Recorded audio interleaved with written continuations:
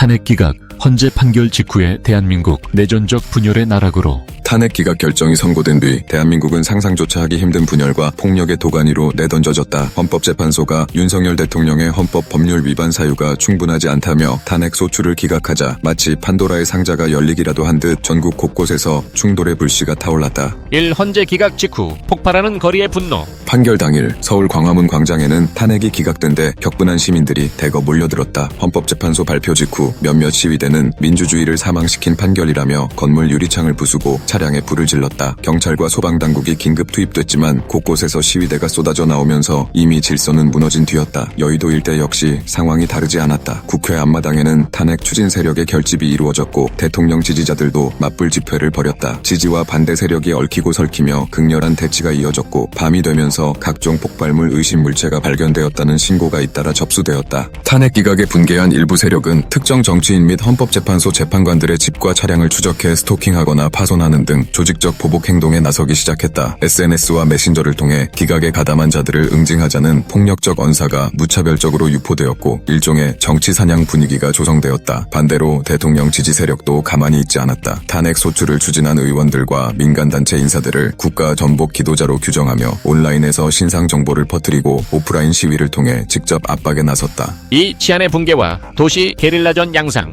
폭력 시위가 장기화되면서 경찰력만으로 통제하기는 사실상 불가능해졌다. 일부 지역 경찰서장은 도심 게릴라전을 방불케 하는 상황이라고 토로했으며 여러 구역에서 일부 무장 세력이 등장했다는 보고까지 이어졌다. 어디서 입수했는지 모를 과격 무기가 동원되면서 충돌은 더욱 격렬해졌다. 주말마다 일어나는 대규모 시위에 경찰과 군 병력이 동원되기는 했으나 이미 시가전처럼 복잡한 양상으로 번진 사태를 수습하기엔 역부족이었다. 운전했던 상점과 사무실 건물들이 불길에 휩싸이는 영상이 인터넷을 떠돌면서 해외 언론들까지 서울이 전쟁터 같다고 보도했다. 이런 와중에 가장 큰 피해를 입는 것은 사실상 무고한 시민들이었다. 직장을 오가는 길에 시위대와 진압부대 사이에서 봉쇄에 갇히거나 우발적 충돌에 휘말려 부상당하는 사례가 속출했다. 버스나 지하철도 정상 운영이 어려워지며 출근길이 사실상 끊겨버린 지역이 많았고 택배 물류 시스템도 한계를 드러냈다. 편의점과 마트는 영업시간 중에도 수시로 문을 닫아야 했고 생필품 가격이 폭등하면서 서민들은 극심한 생활고에 시달리기 시작했다. 3. 정치권의 극단적 대립과 국정 마비. 국회에서 탄핵 소추안을 가결했으나 헌재가 이를 기각한 뒤 대다수 야당 의원들은 헌법재판소가 국민의 주권을 배신했다며 극렬히 항의했다. 한편 여당과 대통령 측은 법치주의를 수호한 정의로운 결정이라고 환영하며 오히려 국회와 야당을 향해 무리한 정치 공세를 중단할 것을 요구했다. 그 결과 국회 본회의조차 정상적으로 열리지 못하는 사태가 이어졌고 여야 지도부 간 회동은 물론 상임위 활동도 전면 중단되었다. 국가 예산안은 기한을 넘겨 방치되었고 필수 법안조차 하나도 처리되지 않는 이례적 공백 상태가 계속됐다. 한쪽에서는 정부가 비상계엄령을 선포해 치안을 회복해야 한다고 주장하고 다른 쪽에서는 계엄령 선포는 곧 군사독재로의 회귀라며 결사 반대를 외친다. 이런 논쟁 속에서 행정부와 국방부도 명확한 입장을 내놓지 못한 채 우왕좌왕했다. 일부 의원들은 자체적으로 국민저항권을 선언하겠다며 시민들이 합법적 저항권 행사를 통해 대통령을 압박해야 한다고 주장했다. 반면 대통령 지지 의원들은 종북 반헌법 등 극단적 낙인어를 사용하며 사실상 폭력을 조장하는 세력은 단호히 처벌해야 한다고 목소리를 높였다. 4. SNS와 미디어 공포와 증오의 불씨가 되다.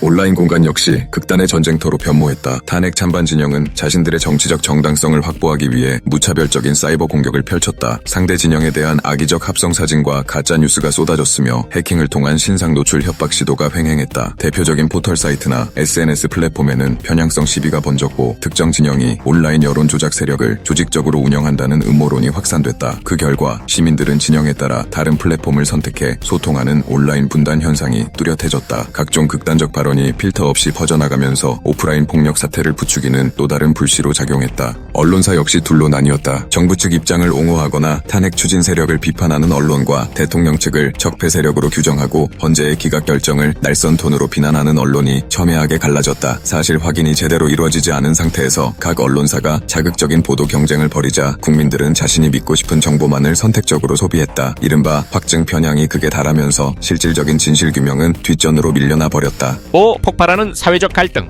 탄핵 기각 사태가 길어지자 단순히 찬반 진영 대립만이 아니라 다양한 갈등축이 동시에 드러나기 시작했다. 지역 간 선호 정당의 차이가 극단화되면서 경상도 사람은 모두 대통령 지지자 혹은 반대로 전라도 지역은 모두 매국노라는 식의 선입견이 확산되었다. 젊은 층의 취업난은 더욱 악화되었고 고령층은 사회 혼란 속에서 안전 취약계층으로 몰렸다. 노동 현장에서는 임금 체불과 경영난에 시달리는 기업이 속출하며 노사 갈등이 폭발했고 사회적 혜택이 박탈될 것이라는 공포가 전국을 휩쓸면서 각종 시위와 도심 점거가 잇따랐다. 유치원 초중고는 물론 대학교까지 휴교령과 자율 등교가 반복되자 교육체계가 사실상 붕괴 위기에 처했다. 학교 내에서마저 탄핵 찬반을 둘러싼 학생 교사 간 갈등이 벌어지고 정치적 성향이 다른 학생들끼리 패싸움이 발생했다. 몇몇 지역에서는 시위대가 학교 건물을 점거하기도 하면서 교육당국의 통제력은 완전히 흔들렸다. 대학교에서는 더 심각한 폭력 사태가 보고됐다. 여러 학생 단체가 서로 다른 정치 구호를 내걸고 캠퍼스를 사실상 점령했으며 경찰이 진입하기조차 쉽지 않은 치외법권지대로 변해버렸다. 지식과 토론의 장이 되어야 할 공간이 편가르기와 증오심을 조장하는 선전장이 되었다는 탄식이 터져나왔다. 6. 국제사회 외교적 파장. 대한민국에서 내전을 방불케 하는 폭력 사태가 벌어지자 세계 주요 외신들은 연일 한국의 민주주의 위기라는 헤드라인을 내세웠다. 시간이 지나며 경제 상황도 급격히 악화됐다. 해외 투자자들이 한국 시장을 떠나기 시작했고 주식시장은 끝없는 폭락을 이어갔다. 원화 가치는 하루가 다르게 추락했고 생활 필수품 가격은 폭등했다. 생필품 부족과 치안 불안이 겹치면서 시민들은 생존을 위해 사재기에 나섰고 도시의 상점들은 잇따라 폐점했다. 해외에서도 한국의 상황을 심각하게 우려했다. 주요 외신은 대한민국의 혼돈을 매일 실시간으로 보도하며 한국의 민주주의 위기, 내전적 갈등 상황이라 표현했다. 외국인 투자자들의 자본은 급속도로 이탈했고 주요 외국 기업들은 직원들을 본국으로 철수시키기 시작했다. 관광객들의 발길이 끊기면서 관광산업 역시 붕괴됐다. 한국의 안보를 둘러싼 국제정세 역시 흔들렸다. 주변 강대국들은 한국 내 분열을 기회로 삼으려는 움직임을 보였고 동북아 정세가 더욱 복잡해졌다. 일부 국가의 군사적 긴장 수위가 높아졌고 한국 내 상황을 수습하기 위한 UN 등 국제기구의 개입 가능성이 대두되기도 했다. 특히 평소 한국과 긴밀한 관계를 맺어왔던 국가들은 한국이 빨리 안정되어야 한다는 성명을 냈지만 막상 현실적으로 어떤 도움을 줄 수 있을지 명확하지 않아 혼란이 가중됐다. 7. 극단화된 시민군과 무장단체의 등장.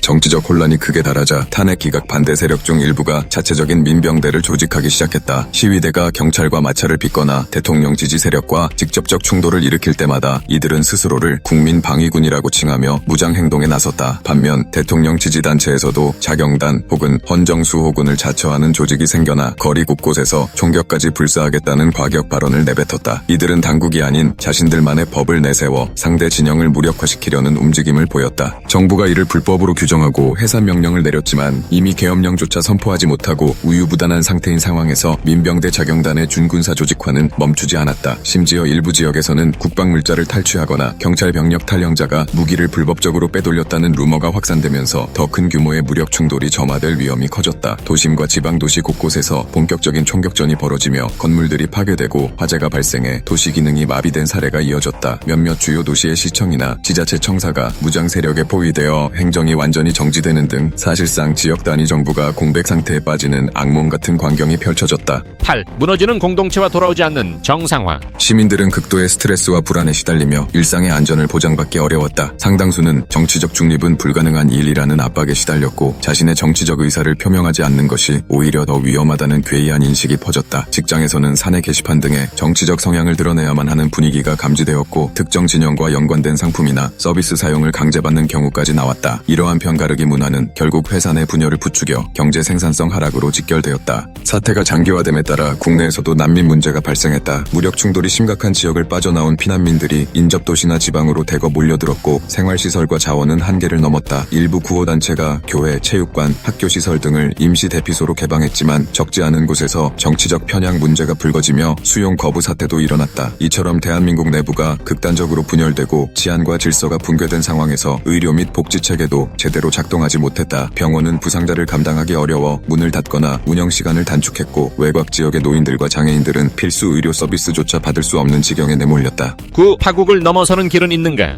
역사적으로도 국가는 다양한 위기를 맞이했지만 대부분의 국민에게 내전적 상황 등 상상조차 하기 힘든 파국이다. 헌법재판소의 탄핵 기각 결정이 불씨가 되어 극렬한 시위, 폭력 사태가 끊이지 않고 정치권마저 해결책을 내놓지 못한다면 그 끝은 국가 공동체의 붕괴로 이어질 수밖에 없다. 이러한 극단적인 시나리오는 현실 가능성이 희박한 상상 속의 경고일 뿐이다. 하지만 이 글이 전하고자 하는 메시지는 분명하다. 민주주의 사회에서 법적, 제도적 절차와 대화를 통한 문제 해결이 제대로 작동하지 않고 극단적 폭력과 분열이 만연해지는 순간 우리는 엄청난 대가를 치르게 된다는 점이다. 정치적 대립과 의견 차이는 민주사회의 자연스러운 현상이지만 이를 폭력적으로 해결하려는 순간 공동체의 기반은 산산조각난다. 국가가 법으로 정비되지 않은 채 무력 충돌로 치닫게 되면 그 파장은 시민 개개인의 삶을 송두리째 무너뜨린다.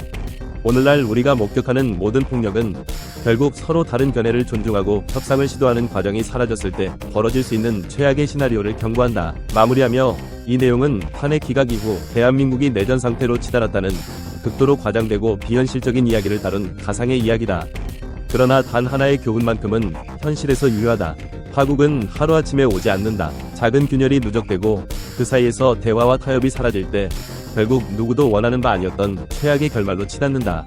우리는 이러한 사태가 결코 현실이 되지 않도록 지금 이 순간에도 제도와 법의 테두리를 지키고 서로 간의 차이를 존중하며 한 발짝씩 대화와 설득의 길을 모색해야만 한다.